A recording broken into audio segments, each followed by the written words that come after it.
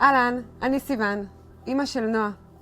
נועה מאובחנת על הספקטרום האוטיסטי, מטופלת בקנאביס 5 שנים. נועה טופלה בתרופות פסיכיאטריות מגיל מאוד צעיר, שלא הועילו ואפילו החמירו את המצב שלה.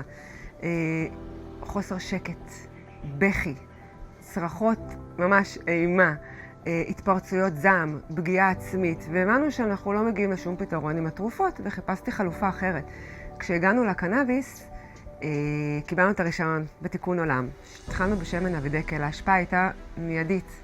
קיבלנו ילדה יותר רגועה, פחות בוכה, פחות צורחת, והיא לא פוגעת בעצמה. הבית נעשה רגוע. נועה ילדה לא מדברת, וכששומעים את הבית, הבכי או את הצחוק, ופתאום אתה לא שומע כלום, אתה מבין שהילדה רגועה. לאורך זמן, הגמילה מהתרופות נתנה את אותותיה, התחילו קשיים יותר מהותיים, והייתי צריכה יותר דיוק בטיפול. הגענו לאביגיל דר, אימא לאוטיסט, בוגר, שהנגישה את כל המידע לציבור, אודות הקנאביס לאוטיזם. ויצרתי את הקשר, ודייקנו את הטיפול. פשוט דייקנו את השעות, הבנו את האפקט של הגמילה, את הקושי שצריך גם את הגל הזה לעבור. והיום נועה מטופלת בקנאביס בהצלחה רבה, בשמן אבידקל, ישנה טוב בלילה, רגועה במהלך היום. הקושי העיקרי של נועה זה החרדות והצעקות הבלתי פוסקות בבית. הפגיעה העצמית שבאה ממקום של תסכול, וזה היום כבר לא נמצא. חששות תמיד יש. תמיד זה נמצא. מה אתה נותן לילד שלך, איך הוא יגיב לזה.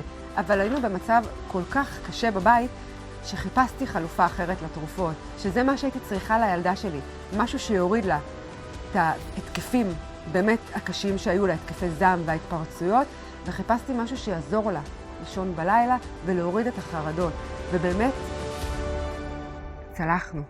היום אני מרגישה שזה שליחות להיות חלק מהתהליך הזה. היום אני עובדת עם אביגיל בקנפורה, מלווים ומדריכים ילדים על הספקטרום האוטיסטי, בטיפול בקנאביס רפואי. והיום יש לי ילדה, יש לי איכות חיים, יש לי בית, חי ונושם. אז כמה שאנחנו לא נורמטיביים, אנחנו חיים בצורה הכי נורמטיבית שיש, הכי נורמלית שיש, עם זה שהבית שלו נורמלי. הטיפ שלי להורים זה באמת, תקשיבו לילדים שלכם, תסמכו עליהם. זה שהם לא יכולים לדבר, או זה שאתם לא מבינים את מה שהם אומרים, זה לא אומר שהם לא יודעים מה הם רוצים. תקשיבו להם ותקשיבו לתחושת בטן שלכם, לאינטואיציה שלכם. תרשו לעצמכם ללכת לאיבוד בדרך, רק ככה מגלים אפשרויות חדשות. והכי חשוב, תאפשרו לילד שלכם להיות הגרסה הכי טובה של עצמו.